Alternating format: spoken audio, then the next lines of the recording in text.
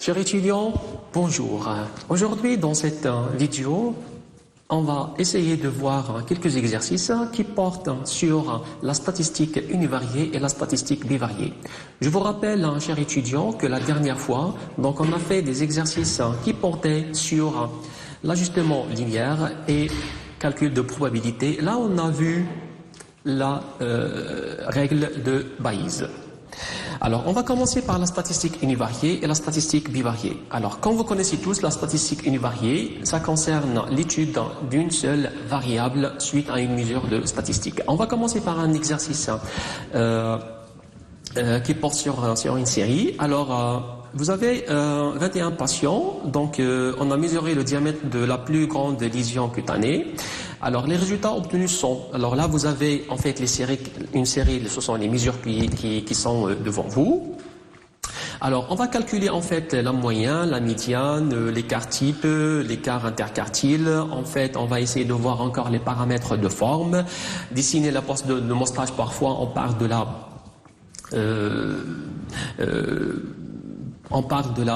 boîte de dispersion. Encore, on va essayer encore de voir comment peut-on tirer la moyenne et l'écart type à partir d'une série de regroupements de classes. Alors, la première des choses, donc on va essayer de calculer la moyenne. Alors là, vous avez une série. Alors, la moyenne, elle est tout simplement donnée par cette formule. Alors, vous savez tous que vous avez la moyenne qui est notée x, ça sera 1 sur n, là vous avez 21 observations, ça veut dire 21, multiplié fois 21 plus 58 plus jusqu'à la dernière valeur. Donc là vous allez trouver donc une valeur qui est proche de 702 sur 21. En fait, ça c'est une valeur qui est exacte. Et puis, vous pouvez en fait aller même faire le calcul en divisant ce nombre et arriver à une valeur décimale. Alors, pour la médiane. Alors, la médiane ici, donc, c'est la valeur en fait qui sépare la série en deux parties égales. Alors là, il faut faire attention. Alors, la médiane, ça dépend de la parité de nombre d'observations. Alors, ici, vous avez la médiane soit est égale en fait à x. Ça veut dire l'observation n plus 1 sur 2. Et là, si jamais n est impair, ou bien n sur 2 plus 1, d'accord, si n est pair, pardon. Alors, vous avez ici 21, c'est un nombre impair. Donc, on va appliquer en fait cette formule. D'où en fait, la médiane pour notre série, en fait, ça sera combien? On ne sait pas encore. Alors, ici, pour arriver à trouver la médiane, il faut absolument ordonner la série. Donc, pour cela, donc, il faut ordonner la série en croissance. Ça veut dire commencer par la petite valeur, donc arriver à la plus grande. Donc, la médiane, donc, elle est associée à, bien évidemment, vous avez 22 sur 2, ça veut dire c'est la 11e observation, donc qui est associée en fait à 22. Alors, une deuxième question. Calculer l'écart type et l'écart interquartile. Alors, pour calculer l'écart type, donc il faut trouver, bon, tout d'abord, la variance. Donc, la variance sigma carré. Alors, sigma carré, donc il est défini ainsi.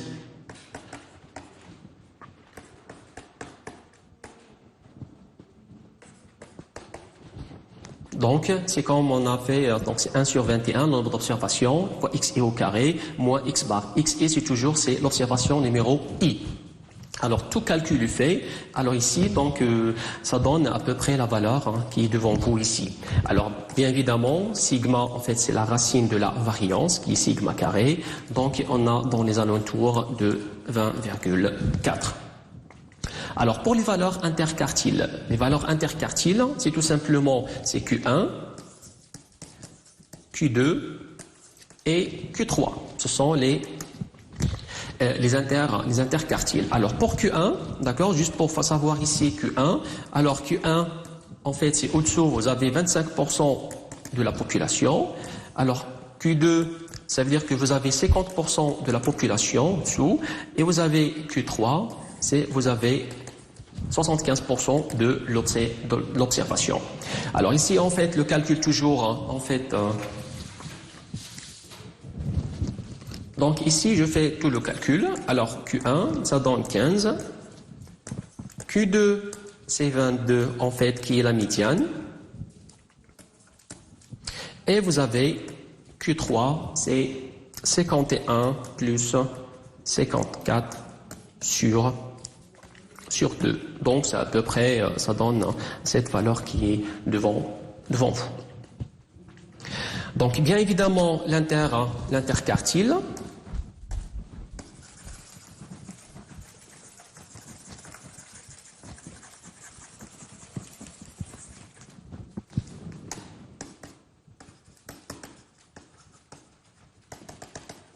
Donc, c'est Q3 moins Q1, et donc vous avez une valeur qui est proche de ça. On va continuer, chers étudiants, à faire l'exercice, en fait, la question numéro 3. Donc, il s'agit de calculer les paramètres de forme. Alors, parler de paramètres de forme, ça revient à parler, est-ce que votre distribution, les observations, est-ce qu'elles sont distribuées d'une manière symétrique? D'accord? Et encore, on parle de l'aplatissement. L'aplatissement, ça veut dire, si on note ça, en fait, c'est la courbe de Gauss. D'accord? Donc, l'aplatissement, ça veut dire, est-ce que vous avez le pic, donc il est inférieur au pic de Gauss. Donc, pour faire ceci, donc on va calculer ce qu'on appelle les moments d'ordre R ou bien les moments d'ordre centré. Donc, pour cela, donc, on aura besoin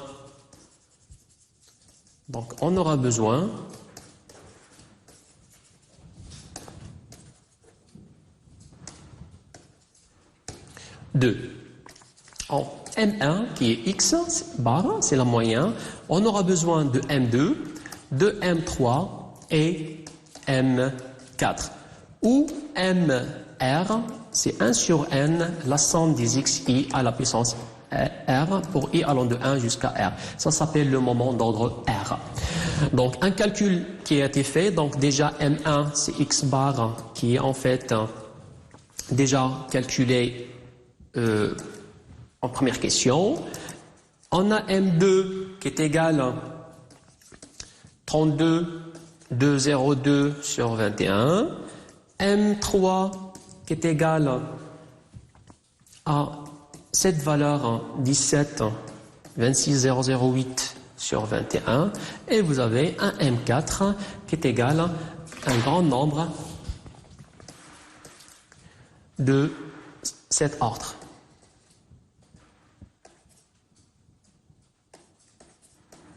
Sur 21. Chers étudiants, vous voyez ici qu'on a manipulé des nombres qui sont très très grandes. C'est pour cela, pour faire l'exercice de statistique, il faut absolument maîtriser la calculatrice. Parce que bon, pour un exercice de statistique, vous serez obligé à manipuler des grands nombres. L'utilisation de la calculatrice avec une maîtrise, ça vous permet de réduire le temps de calcul et avec moins d'erreurs de calcul aussi. Alors, une fois ceci donc il a été calculé, donc on va travailler dans ce qu'on appelle les moments centrés. Donc, ils sont notés mu3. Dans la formule, elle est ainsi. Bien évidemment, en fonction des M1, M2, M3.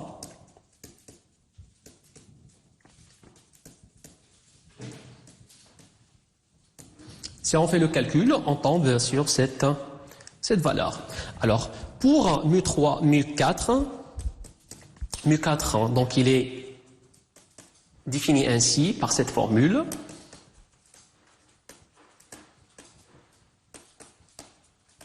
Donc vous voyez que les formules sont un petit peu longues, mais un petit entraînement, ça vous permet de bien assimiler la formule. Alors, ça tombe vers cette valeur qui est toujours dans l'ordre supérieur. Donc, d'où la meilleure façon pour faire ce calcul, c'est d'utiliser la calculatrice. Une fois ceci, donc, il est calculé, donc on passe à ce qu'on appelle les moments, les coefficients de Fisher. On passe aux coefficients de Fisher pour savoir la dissymétrie et l'aplatissement des courbes. Donc, il s'agit d'utiliser les coefficients de Fisher. Alors, Fisher, donc on a un coefficient qui s'agit de la dissymétrie et encore l'autre pour l'aplatissement. Donc, ça, c'est noté gamma 1 et celui-là, ça noté gamma 2. Alors, gamma 1, donc, il est donné par la formule mu3 sur sigma à la puissance 3. On trouve une valeur qui est proche de celle-là, qui est positive. Alors, une valeur gamma 1 de Fisher de symétrie qui est positive, ça indique qu'on a la distribution étalée vers la droite. Donc, on a un étalement. Donc, la distribution est étalée vers la droite.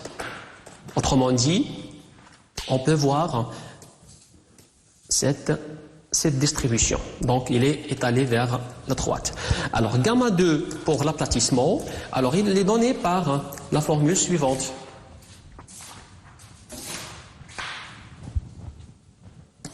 Donc, toujours sigma 4 sur sigma 4 moins 3, qui est dans les alentours de 1,4 qui est négatif. Donc, vous avez un coefficient gamma 2 qui est négatif de l'aplatissement. Ça veut dire que vous avez la distribution est plus aplatie par rapport à la courbe de Gauss.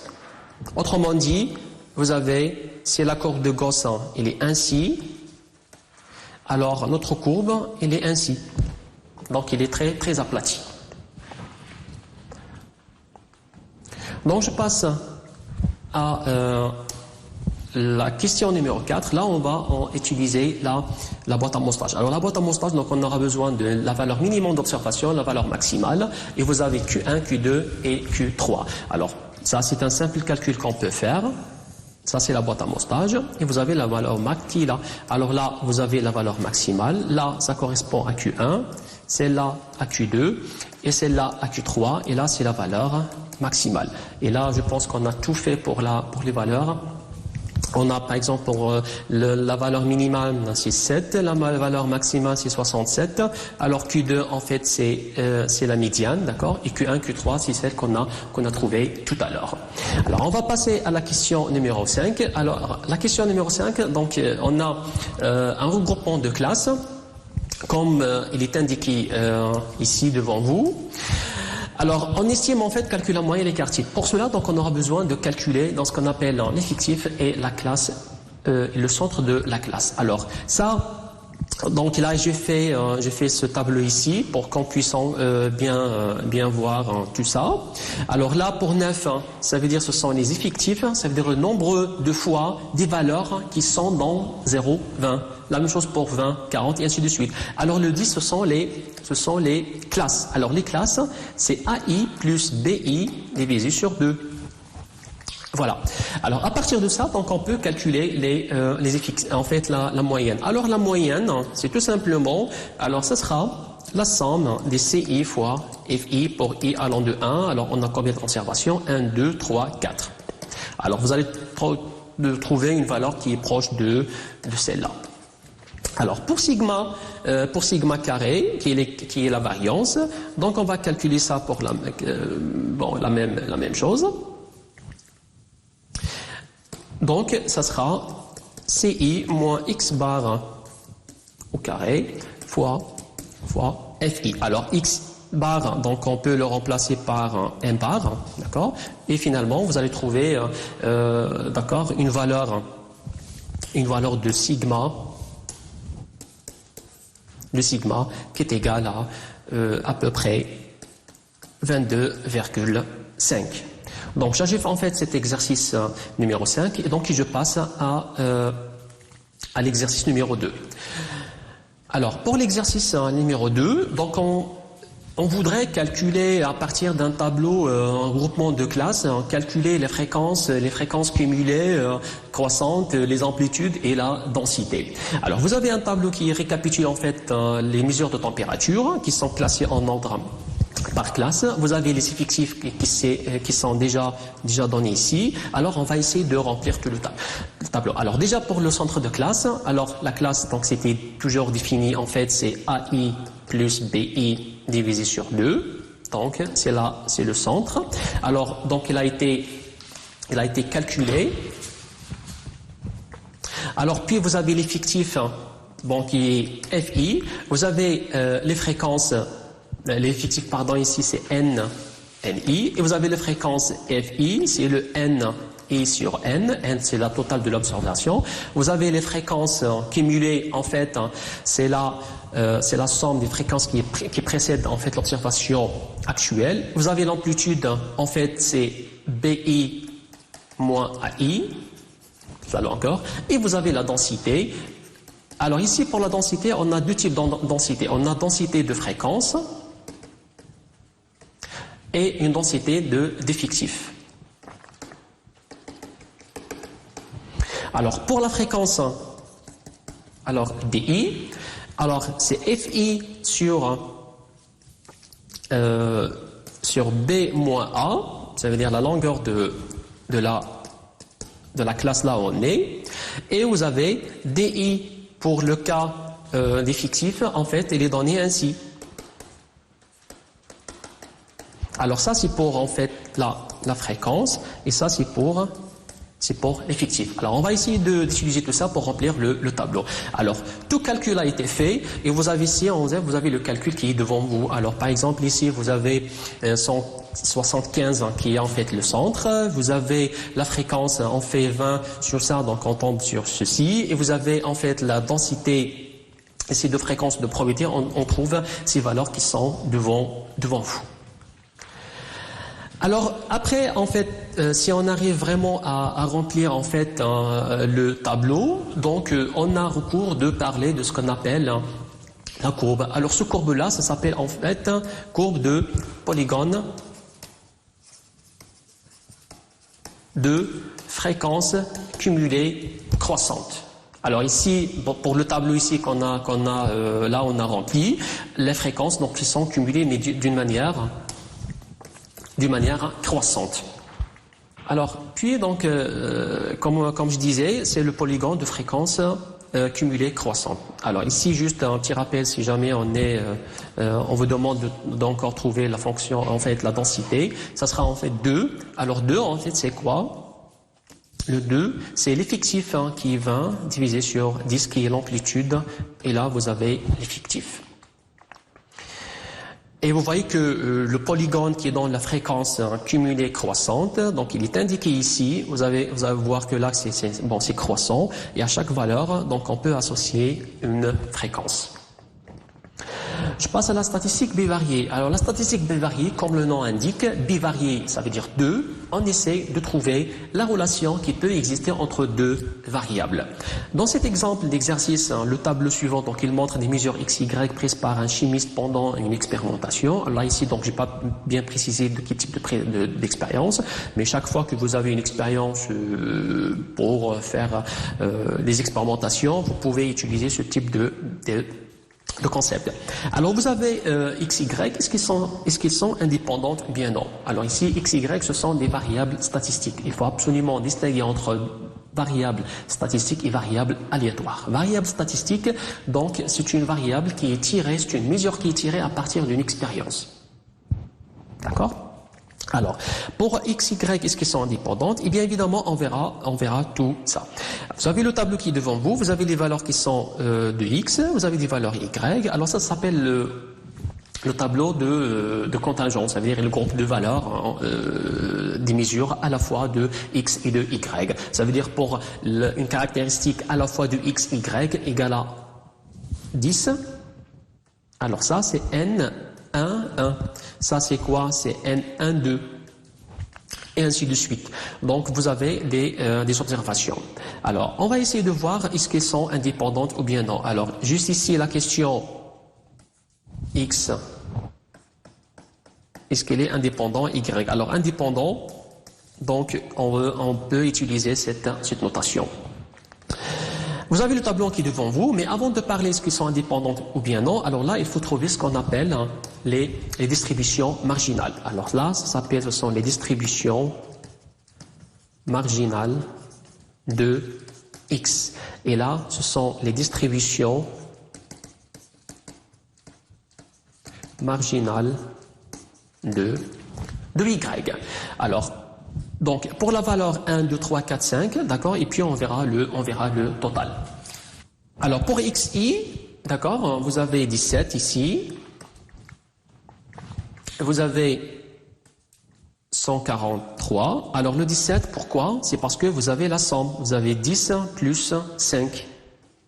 10 plus 5 plus 0 plus 0, ça donne 17. Donc, on trouve ici 17. Pour la deuxième, c'est 143. Alors, la deuxième, en fait, c'est 2, 5, 8. Puis, vous avez un 3, 3, 7. Puis, 1, 6, 8. Et puis, vous avez 7. Alors, le total, c'est quoi? Le total, c'est tout simplement, c'est la somme de toutes les lignes numéro i. Donc, finalement, on va tomber sur une valeur qui est égale à 1000. Alors, on va faire la même chose pour le cas de y, sauf que là ici, donc on va essayer de faire en colonne. Alors les x, c'est 2 lignes, c'est pour les lignes, et en fait pour y, on fait la somme des colonnes.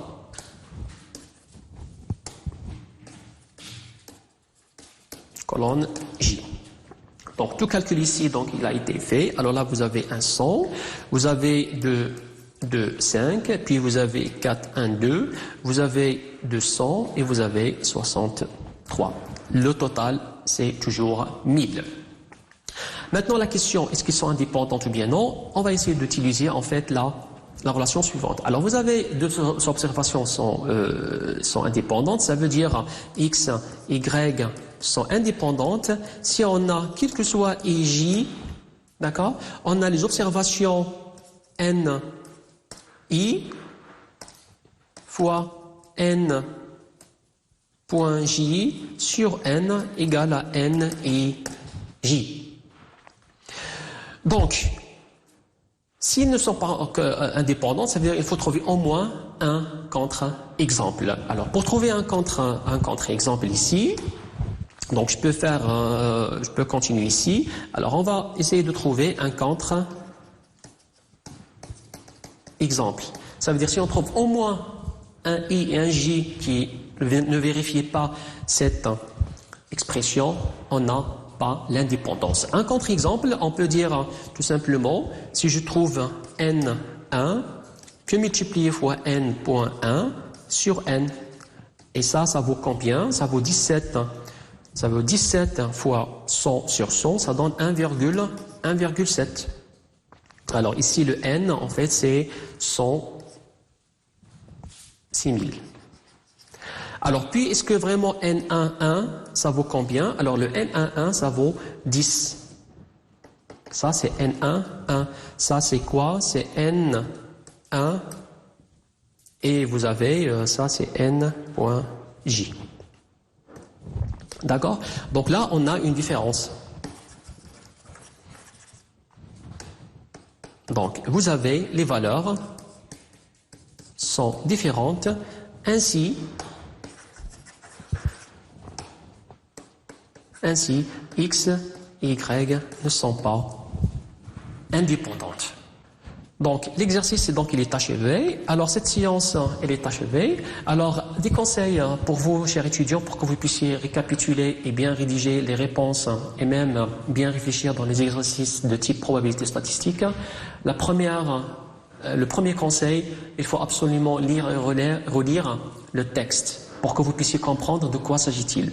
Deuxièmement, bien évidemment, il faut que le cours et les astuces de calcul doivent être bien assimilés pour que vous puissiez être dans la capacité de résoudre vos exercices.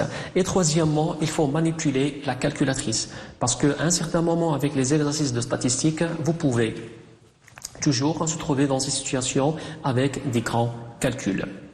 Donc finalement, je vous donne quelques références qui est devant vous. Merci chers étudiants pour votre attention et à la prochaine. Merci bien.